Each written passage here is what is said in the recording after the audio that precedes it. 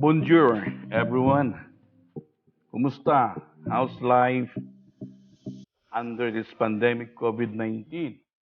Hope and pray that all are in safe, even that we are all suffering, have a big adjustment most in our studying and teaching system. But in the behalf of all sufferings and adjustments that we have, our school, most our department head, proposed this what we call something like a refreshing in your major subjects because we found out that your OGT is not so effective today. So each of us, teachers, are given a task to share to you the refreshing course in every major subject. So now it's my turn. I'm giving a task to give to you the major subject, what we call the food and beverage services.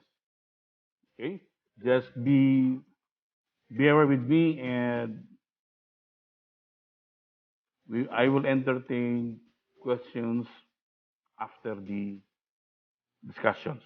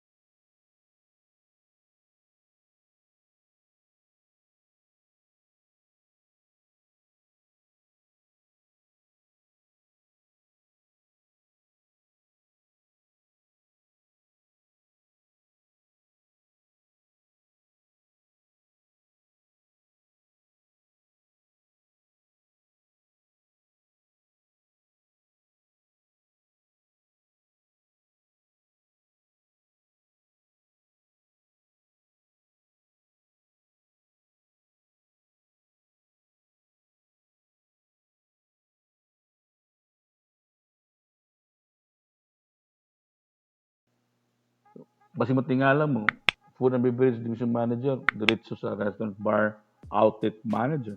Because this is what, again, a basic ni siya.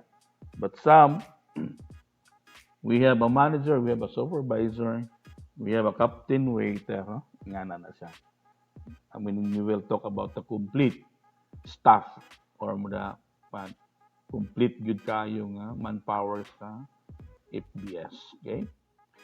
So next, under the bar, we have room service staff, hey, wait staff, team leader. So kaning wait staff din team leader, it could be the captain waiter or sometimes the supervisor. Depende, no?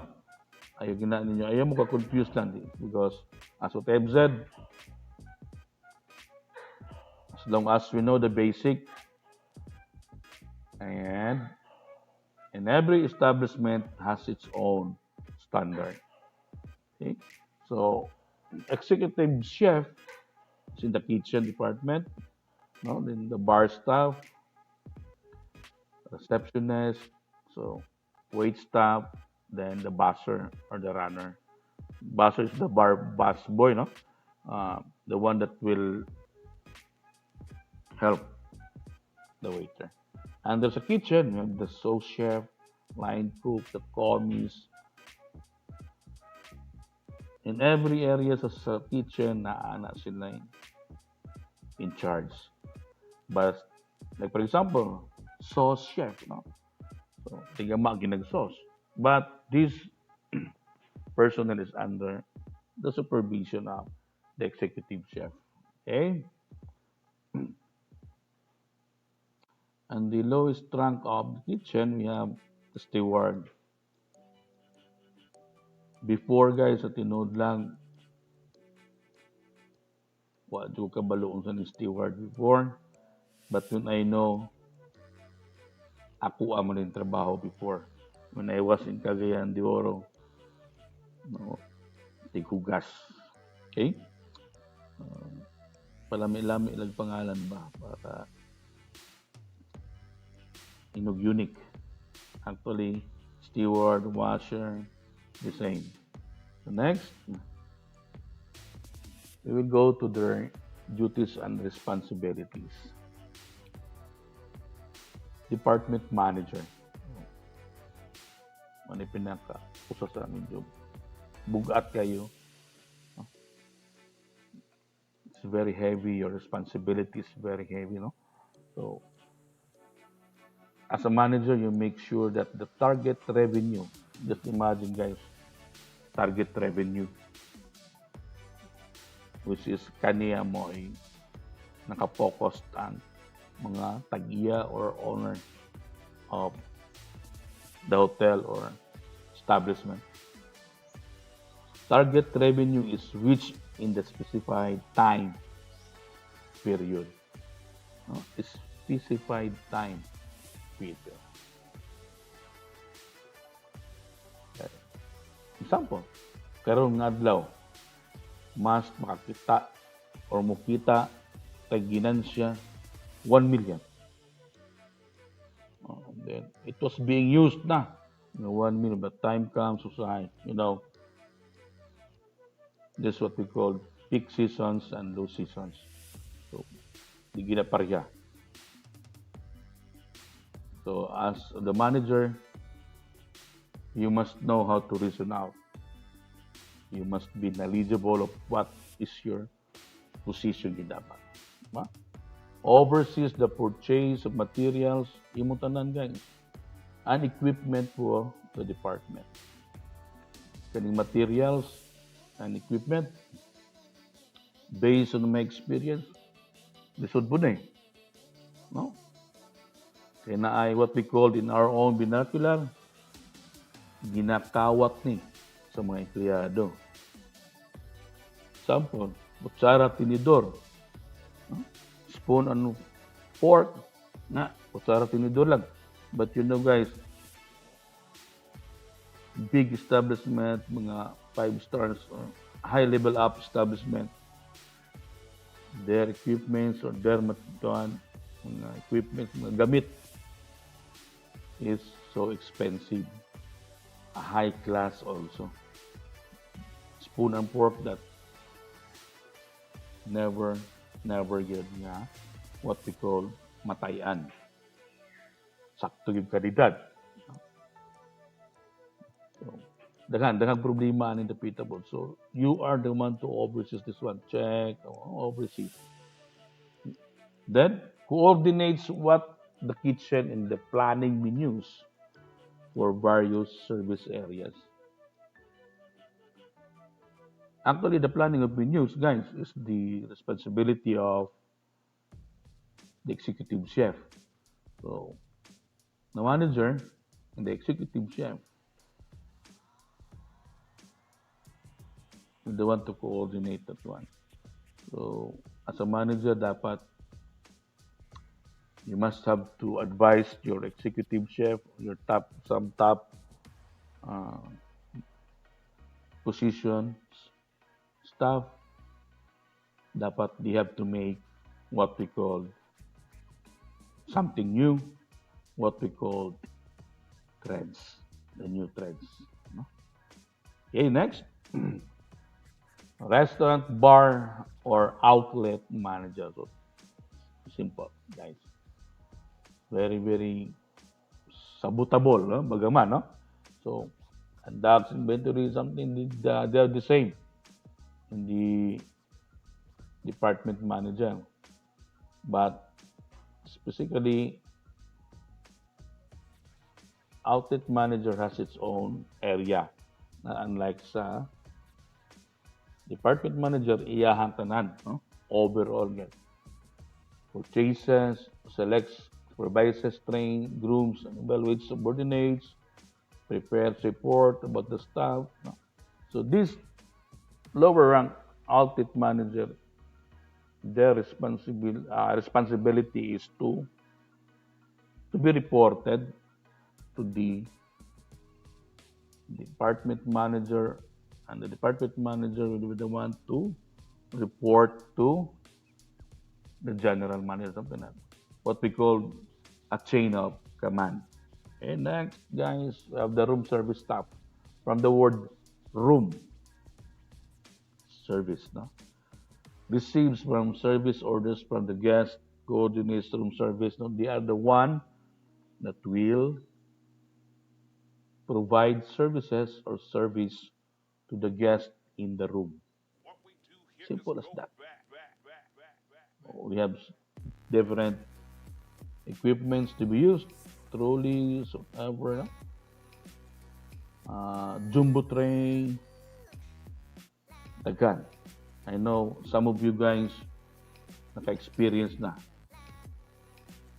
Unsay mga gamit as a service, a room service staff. Okay? Next, we have the head wait staff or the team leader. Sometimes, ang common ano is, excuse me, itawag na to what we call the captain waiter. No? Then, sometimes, apex supervisor. So, this staff ensures the services are carried out. So, they are the ones responsible to look over sa ilang lower rank ng mga wait staff or mga waiter, waitresses that will serve. And then, handle guest complaint.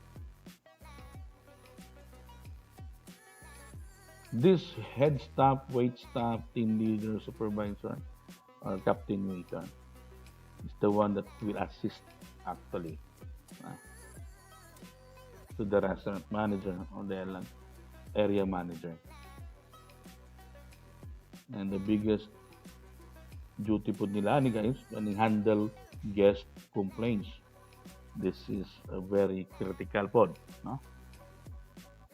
Dili kay if the guest will banghag you, no? Bangagan ka, mubanhag po ka, mubalos po ka, it's not. Diba? So, there is what we call a standard also, a system, a guide or whatever on how to handle guest complaints. It is very, very important also. Most of the time, guys, I was been a waiter for almost 10 years. Oh, I think 11 or pa, no? Bartender ko for 2 years. Almost every week, we will encounter guest complaints. Di gini mawala. No? And then, as a wait staff team leader, head staff, you will be the one to train and assist subordinates. So, train and assist subordinates in performing their duties. No? Nga naman, mag-train. Even though, guys, taod-taod na ka na waiter, no, waitress, taod-taod na ka in your position, but still,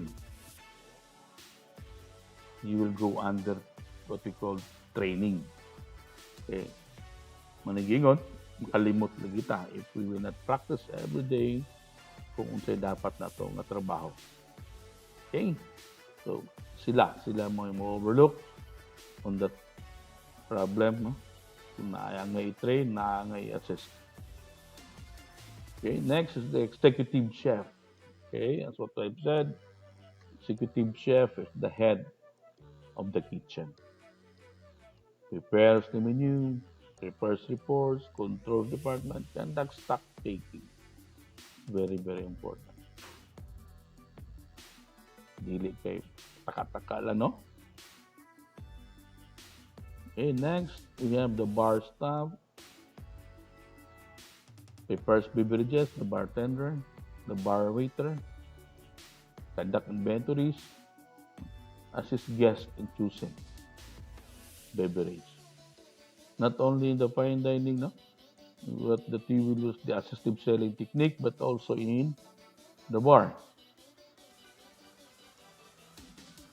It's very, very important, guys, na, di ba? Importante kayo nga knowledgeable ta sa product na itong ginabaligya.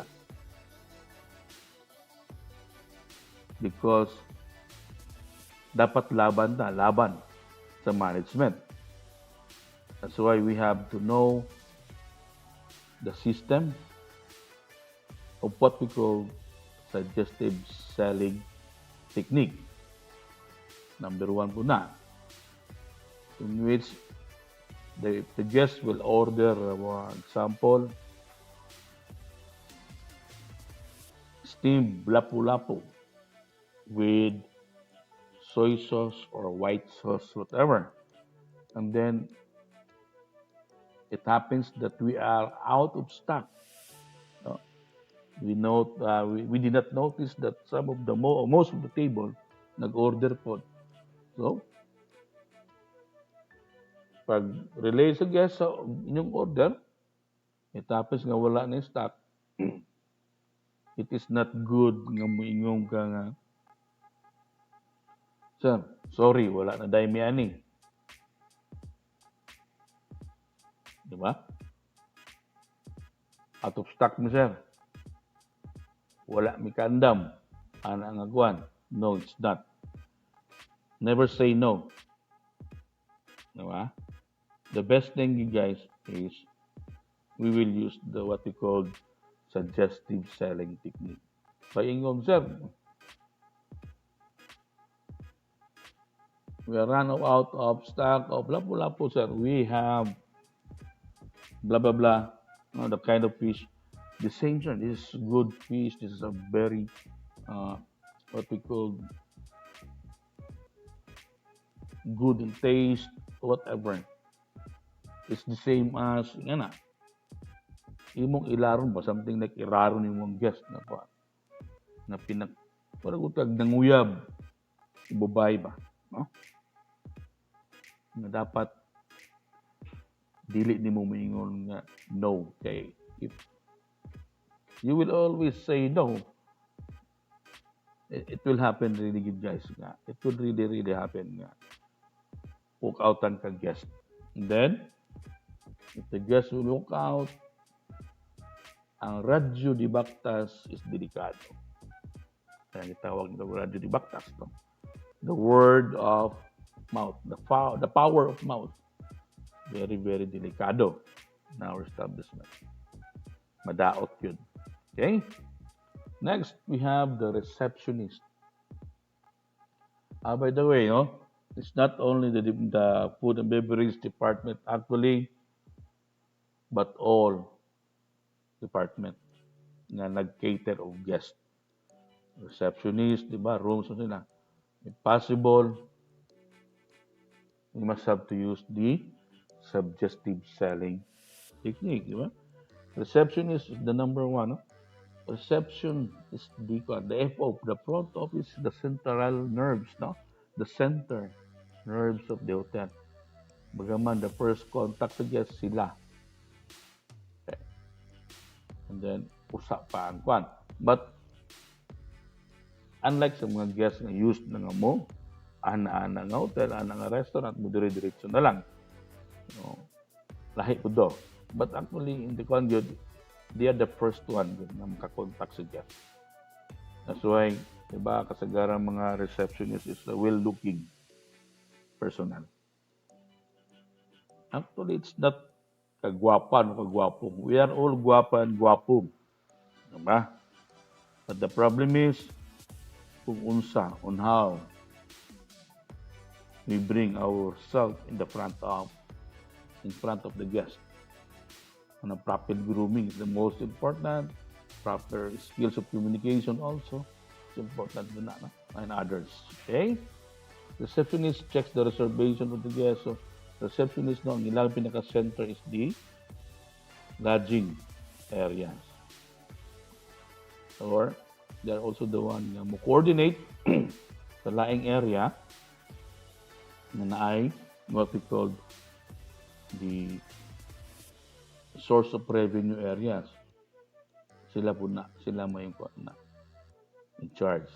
Okay? Next, guys, we have the sous chef. So, as what I have told you, in the kitchen, may kanya-kanyang area. Pero basig mo mo, katulog yung nag-uwan, dito sa dumaluan, wala man lagi sous chef, ang executive chef naman yapon ang nagluto sa chef, sa sauce. So dito ko sa kuwan, again, it varies, no, hindi kaya sa establishment. But in the 5-star hotel, naagi na. Complete ang ilahag, areas of staff. Tigama kag sauce, so you will be called a sous chef. Pag wait staff ka, nakasabunan, wait staff ka, di ka pwede mahimong chef. Diba? So, it's very, very important, guys, as nga we know our duties and responsibilities. Diba? Okay, next. We have the line cook, same, no? So, can read na lang. Okay. Medyo, it's the same lang yapon ng one. Explanation. So, basher, kumana siya, no? Clears dishes and beverage items. Comes down table, assess the wait staff, bartender, clean, restock, replaces, kumbaga man mo na itong gitawag in our vernacular na body-body or assistant sa food and beverage department sa mga wait staff. Okay, next. You have the commis, performs and maintain mission plans preparation, prepares ingredients, equipment for the food, maintains kitchen cleanliness. Mani mo, one of the kuan siya. Mo assist po sa kitchen, mo assist sa chef. Then the lowest rank is the dishwasher or the steward.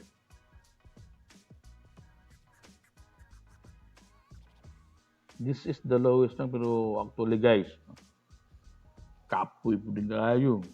Hindi po ni basta-basta ang trabaho. Most especially, as what I have known, kung trabaho ka o, excuse me, cruise ship. Excuse me. We have our student, and when I was in Crystal E before, from Duero, no? Taga Duero siya. First position, steward. Wow. Kasurinderon siya. Just imagine how many hundreds of people and every time nga tingkaon, no? Snacks, papunay mong hugasan. You will wash everything na ilang igamit. But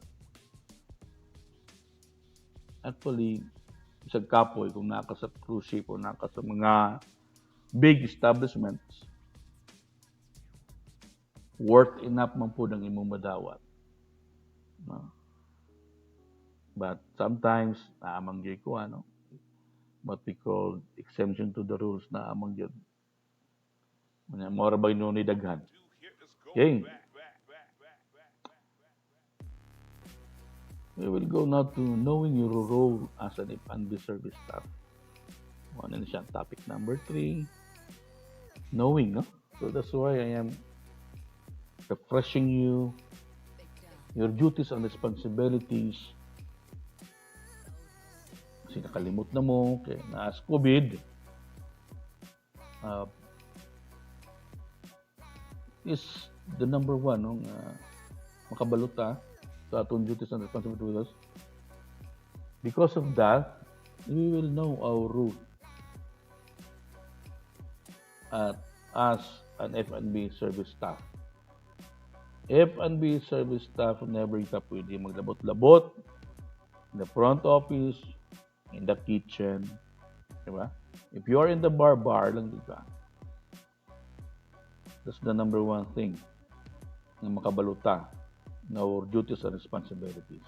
So that we will know our role as what position that we have. Why bypassing, ha?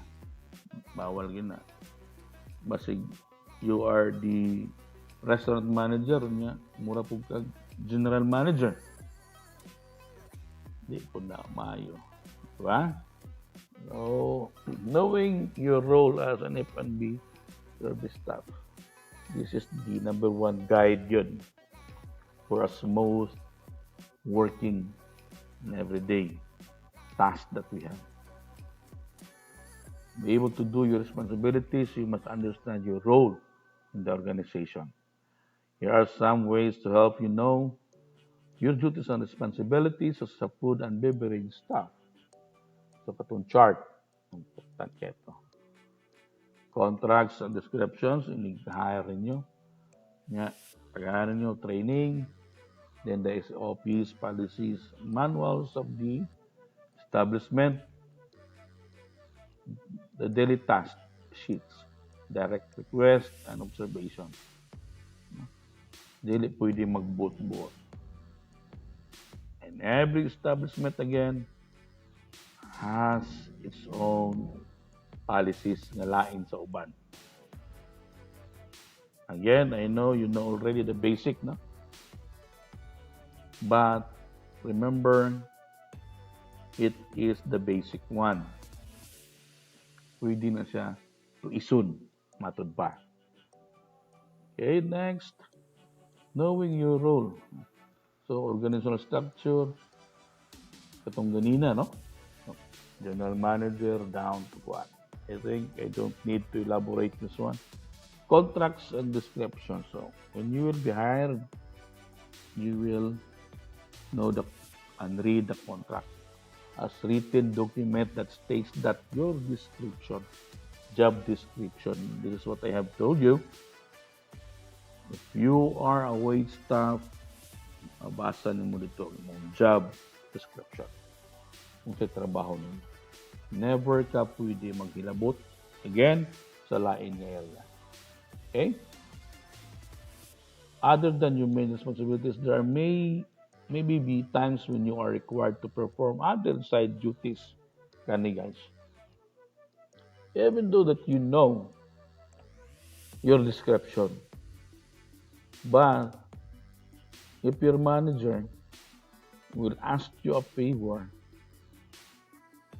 to do what we call the side duties, di po ka pwede mo balibad. No?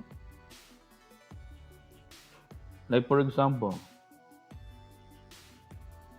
wait staff ka, and then ingon ta na out of the area ang bar tender. Then something or somebody orders drinks. Then inom ka. Please, kindly by your manager or by your superior, please do this one. No? Do this mixed drinks or do this order from the guest. Mayong ka nga, it's not my duties, ha? It's not my responsibility. It is not in my description. Okay, guys. Bantayan po nato ni. Inabot tayo gitawag og side duties. For me, guys, kaning nga mga gipangtawag na nga side duties nga mo-perform ta, one of the kuan siya. Ingon ta, makes difference from other people. Like for example, in US, in the, in the other countries, if their description is to do this one, then if they are to be asked to do this what we call side duties, as what I know, no, nga amigo na ko, di gid na sila mo trabaho. Okay, it is not in my contract daw. But we Filipino, because we are a very, very hospitable people, una nga, mo perform ta what we call side duties. Mo po ni usa, ha? One that makes us difference, gives difference from other working person. Lain mga tao, lain mga taga western countries, yan ano. So, ayaw po ni siya ko ani. Ayaw ni kalimti. Okay? Next. So, on the job training. So, actually, OGT.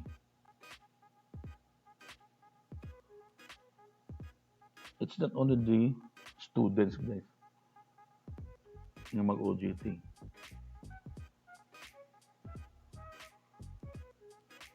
Ako before, I was already a waiter, ano, then na-apply ko as a backup waiter in Tagaytay Country Club. Actually, my first position is as an OGT wait staff. Again, as what I have told you, in every establishment has its own standard. That's why even though that you are already gone or you are already a wait staff before, if you are newly hired on that establishment, you will go trainings. Okay? So, to make familiarize their standard.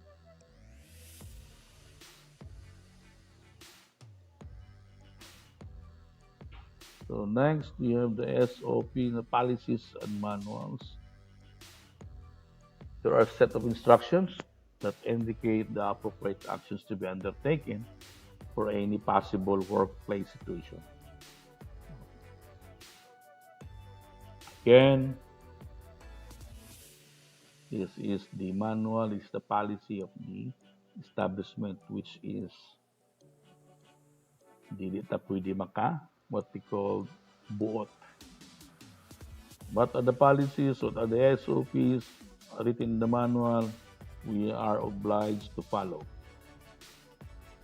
Or else, you will gone,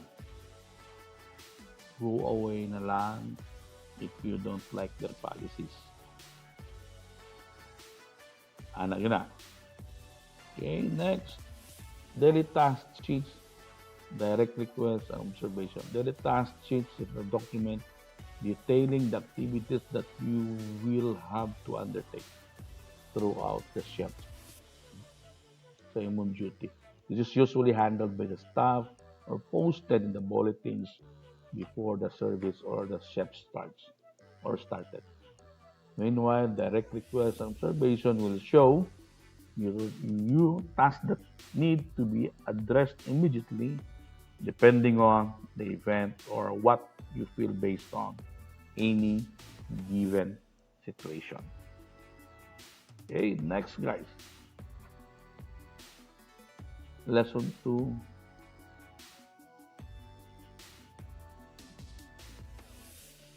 the rules. No? Food and beverage services involve various job rules. However, the goal of them can be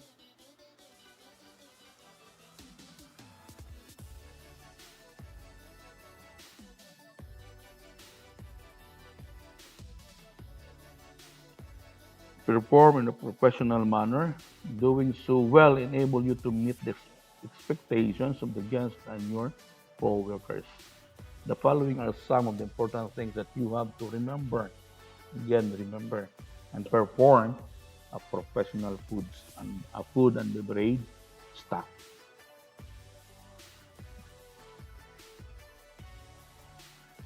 So we have what we call the professional habits now as a wait staff of the F&B. Number one, guys, we have to present ourselves professionally. Dapat bagaman unang tingin pa lang, ulam na. Okay? I know that you can understand that one. Professional and maintain proper hygiene. Very, very important, guys. Proper hygiene. Because we are dealing foods. Okay, the next one. Demonstrate positive attitude in the workplace. Positive. Ha?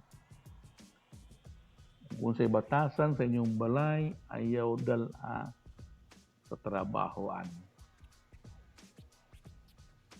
Ha? May uban. Problemado mo ko sa mao ni akong problema sa no. You must have to know how to control yourself. Ako dili panghambog guys. Ako lang yun i-share ninyo. Balag maingon mo og Sir Atik al-al. No. Problems in life, grabe. It is normal. But the important is nga kabaluta. Kabaluta how we will manage ourselves. Okay? Kaya kung di ta kabalo mo manage sa atong self, sigurado. Apektuhan ang trabaho. Diba? And then communicate effectively. So the communication skills, very important again. No? I already told you this one. Perform assigned tasks. Okay. Importante. Participate in the workplace activities. Respond accordingly and quickly. Kanipon. Naapoy daggan lalis mo gambaan eh. No? Respond accordingly and quickly. Narabay uban. No, pagtanaw, nakaserve ng mangguan ni. Di ra ba ni mo tip? Stick to. Mulikay ang usa ka wait staff. Nya kay wala may lain. What will happen? There's a tendency nga magama na siyang problem sa F&B. Mureklamo man ang guest. Ma? Whatever guys, Unsa man na, bahala na. Just present ourselves professionally. Just demonstrate positive attitude in the workplace. What? Or yun na. Trabaho lang, walang personalan. Pagaman ba? Okay? Next. So, this ano pa? Professional habits na dapat that never be also to be forgotten. Ha?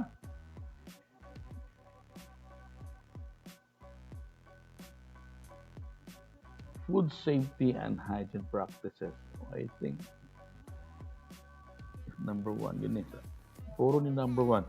It's very, very important topic sa tanan na no, if you will work in the F&B department. Hygiene. Tarig tanaw, entertaining mo sa guest, okay ligo. Yung muta pa ka. So what will happen? Huh? Then, food safety. You must have to carry the food, make the foods, prepare the foods in a safety matter. Being a food and beverage service staff involves dealing with foods or food. For that reason, we must know that your actions, health, and personal habits affects the safety and the quality of the service. It is true, you guys, based on experience. It's very true. Therefore, you, we, I must responsibly perform and observe the safety practices in food handling, in handling guests.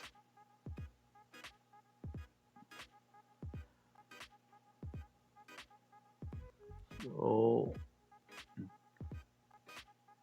actually, my topic will end here. But actually, guys, I have some slides na mabasa ninyo, no, para wala mo lingaw. You have a vacant time. You can read if you like, no, mga food safety hygiene practices. I know how to wash, how to kuan. So, ako, we included na lang in our slides. And I hope, guys, no, if you have some queries, if you have some questions to this topic, I know all of you have my number, have my email ads, or we are friends in the messenger, Facebook. Guys, I'm 24/7 vacant and 24/7 to entertain your queries. Once again, this is your instructor, Mr. Darwin Lim, and keep safe, everyone. I love you all. We miss you all, and God bless. Shokran, Habibi.